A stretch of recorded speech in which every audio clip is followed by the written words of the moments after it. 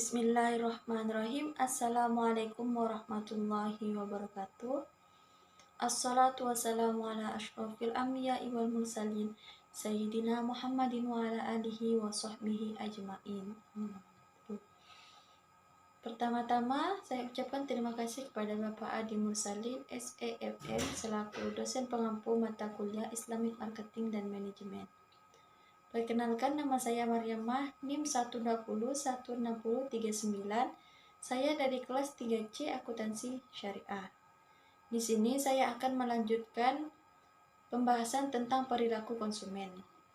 Faktor psikologis mempengaruhi perilaku konsumen dengan menerapkan 3 faktor yang ada, yaitu motivasi, persepsi, keyakinan, dan sikap.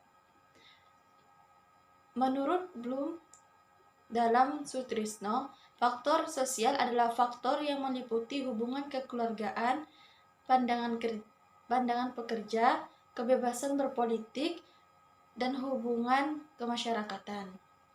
Faktor sosial mempengaruhi perilaku konsumen.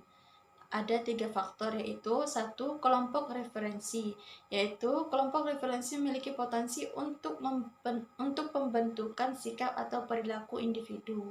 Yang kedua, keluarga. Perilaku pembeli sangat dipengaruhi oleh anggota keluarga.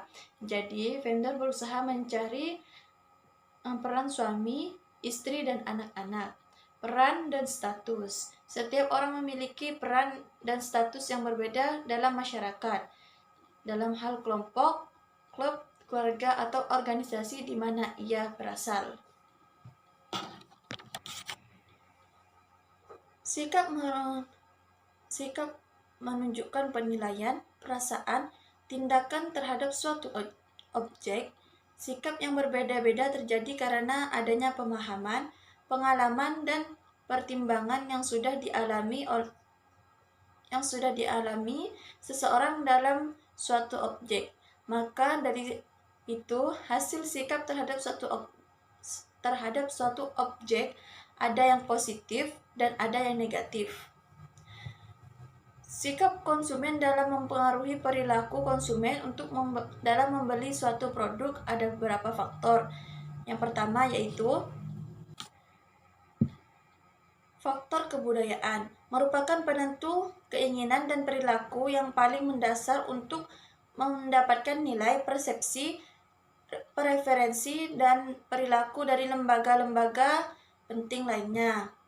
Kedua, faktor sosial, merupakan pembagian masyarakat yang relatif homogen dan yang anggotanya menganut nilai-nilai, minat, dan berupa dan perilaku yang serupa.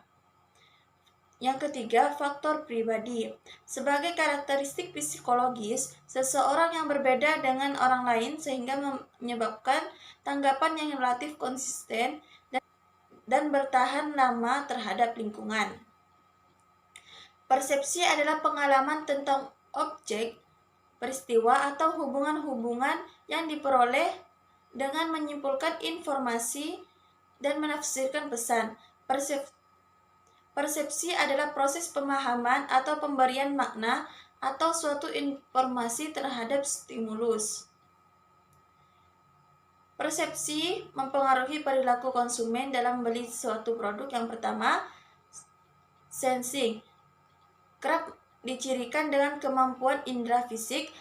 Pelanggan akan menggunakan tahap ini untuk mengumpulkan pengetahuan tentang produk perusahaan. Yang kedua, organizing. Pada tahap ini, pelanggan akan memproses seluruh informasi yang telah mereka peroleh dan menafsirkan nilainya berdasarkan konteks, kebutuhan pribadi, serta faktor lainnya yang sangat subjektif.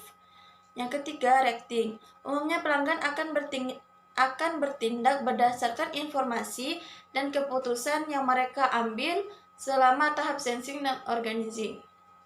Akan tetapi, faktor internal dan eksternal seperti kebutuhan pribadi dan ulasan online yang bisa mempengaruhi tindakan akhir mereka. Informasi yang dapat diperoleh dari perilaku konsumen yaitu satu, keinginan konsumen untuk membeli, yang kedua, analisis campaign, yang ketiga, analisis sentimen, yang keempat, segmentasi pasar. Apa yang dimaksud segmentasi, targeting, dan positioning? Segmentasi pasar adalah pengelompokan pasar menjadi kelompok-kelompok konsumen yang homogen, di mana tiap kelompok dapat dipilih sebagai pasar yang dituju untuk pemasaran suatu produk. Targeting adalah tindakan menilai ketertarikan dan minat dari beragam segmen pasar, kemudian menentukan segmen pasar mana yang dijadikan sebagai target pasar. Positioning atau penetapan produk adalah upaya untuk menempatkan posisi produk dalam menghadapi persaingan. Dasar-dasar dalam melakukan segmentasi pasar. Ada dua dasar dalam melakukan segmentasi pasar, yaitu pasar konsumen dan pasar industri. Dasar-dasar segmentasi pasar pada pasar konsumen. Yang pertama, variabel geografi. Yang kedua, variabel demografi. Yang ketiga, variabel psikologis. Yang dasar-dasar segmentasi pada pasar industri. Tahap 1 yaitu menetapkan segmentasi makro. Tahap yang kedua yaitu sikap terhadap penjual. Syarat segmentasi yang efektif. Ada beberapa syarat segmentasi yang efektif, yaitu yang pertama, dapat diukur atau measurable, adalah segmen pasar harus dapat membantu perusahaan dalam mengukur potensi daya beli konsumen serta ukuran alokasi sumber daya.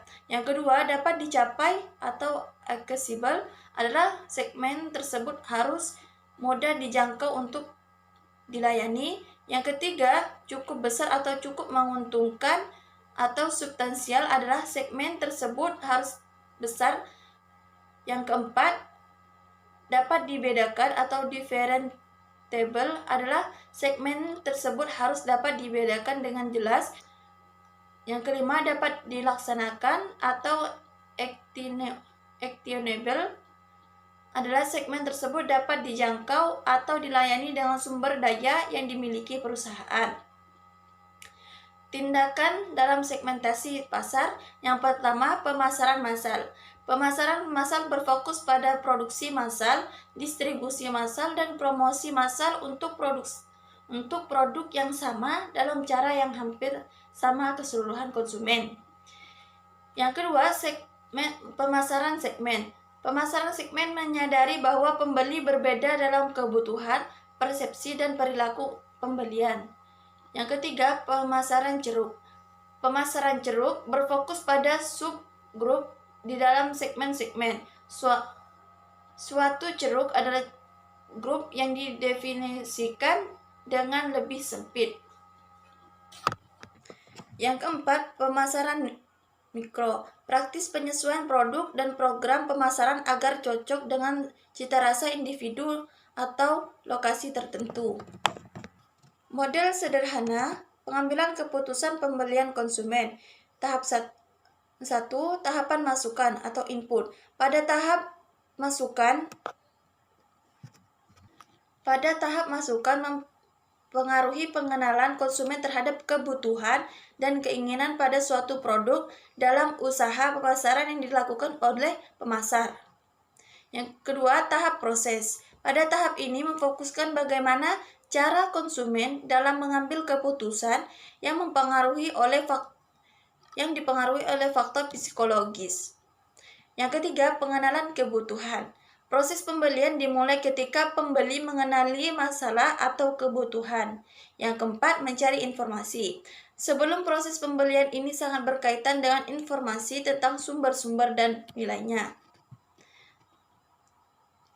Dengan informasi tentang sumber-sumber dan menilainya. Motif-motif pembelian menurut Bukhari.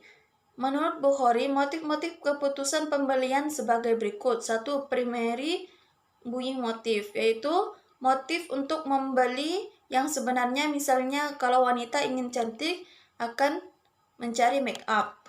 Yang kedua, selective buying motive, yaitu pemilihan terhadap barang, misalnya apakah ada keuntungan bila membeli barang.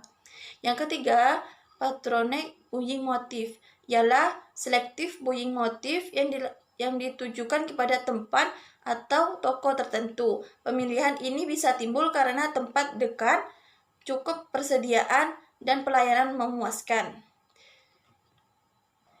Kriteria yang digunakan konsumen selama pengambilan keputusan akan tergantung pada beberapa faktor.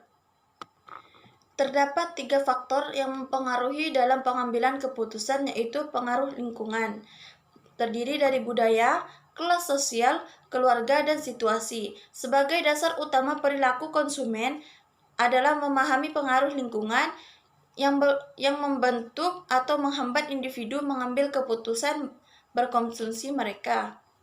Yang kedua, perbedaan dan pengaruh individu, terdiri dari motivasi dan keterlibatan pengetahuan, sikap, kepribadian, gaya hidup, dan demografi. Perbedaan individu merupakan faktor internal yang menggerakkan serta mempengaruhi lingkungan. Yang ketiga, proses psikologis, terdiri dari pengolahan informasi, pembelajaran, perubahan sikap, dan perilaku. Ketiga faktor tersebut menambah minat utama dari penelitian konsumen sebagai faktor yang turut mempengaruhi perilaku konsumen dan pengambilan keputusan pembelian. Ada 4 sudut pandang dalam menganalisis pengambilan keputusan konsumen. Yang pertama, sudut pandang ekonomis. Konsumen sebagai orang yang membuat keputusan secara rasional, yang mengetahui semua alternatif produk yang tersedia dan harus membuat peringkat dari setiap alternatif yang ditentukan kegunaannya dan kerugiannya, dan harus dapat mengidentifikasikan alternatif yang terbaik, disebut economic man. Sudut pandang kognitif.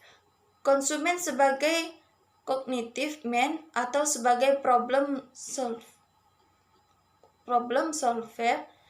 Konsumen merupakan pengolah informasi yang selalu mencari dan mengevaluasi informasi tentang produk dan gerai. Ketiga, sudut pandang emosional. Menekankan emosi sebagai pendorong utama sehingga konsumen membeli suatu produk. Favoritisme, buktinya seorang pengusaha mendapatkan produk favoritnya apapun yang terjadi. Kriteria evaluasi. Kriteria evaluasi yang berisi dimensi atau atribut tertentu yang digunakan dalam menilai alternatif pilihan. Menurut Kotler 1997, ada beberapa tahap dalam mengambil suatu keputusan untuk melakukan pembelian. Yang pertama, pengenalan masalah. Merupakan faktor terpenting dalam melakukan proses pembelian, di mana pembeli akan mengenali suatu masalah atau kebutuhan. Yang kedua, pencarian informasi. Seorang selalu mempunyai minat atau dorongan untuk mencari informasi. Apabila dorongan tersebut kuat dan objek yang dapat memuaskan kebutuhan itu tersedia, maka konsumen akan bersedia untuk membelinya. Yang ketiga, evaluasi alternatif. Konsumen mempunyai pilihan yang tepat dan membuat pilihan alternatif secara teliti terhadap produk yang akan dibelinya. Yang keempat, keputusan pembeli. Setelah konsumen mempunyai evaluasi alternatif, maka konsumen akan membuat keputusan untuk membeli. Yang kelima, perilaku pasca pembelian. Artinya, tahap dari proses keputusan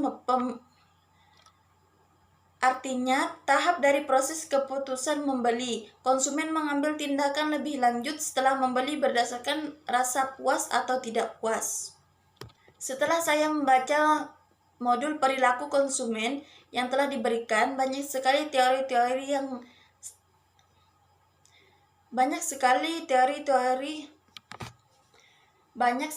teori-teori yang saya dapatkan, yaitu saya dapat mengetahui apa saja manfaat-manfaat dari perilaku konsumen. Saya dapat mengetahui faktor-faktor yang yang mempengaruhi perilaku konsumen, dan saya juga bisa mengetahui faktor-faktor apa saja yang dapat mempengaruhi dalam proses pengambilan keputusan untuk membeli.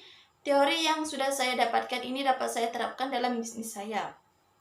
Tafsir-tafsir ayat konsumsi dan implikasinya terhadap pengembangan ekonomi Islam. Ada beberapa dalil yang menerangkan tentang konsumsi yang dijadikan sebagai acuan bagi seseorang. Pertama, anjuran untuk tidak berlebih-lebihan dalam berkonsumsi.